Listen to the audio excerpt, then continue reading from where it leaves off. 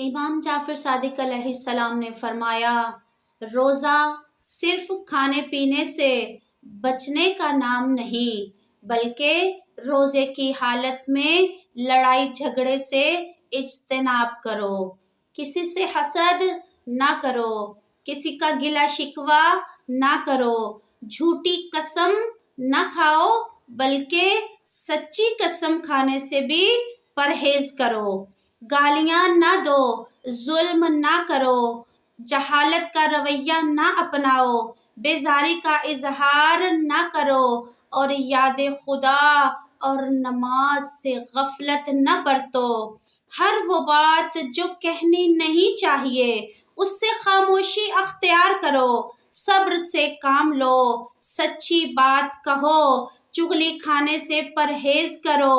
بری باتوں اور جھوٹ بولنے، بہتان لگانے سے دور رہو، اور پھر فرمایا آخرت کی امید رکھو۔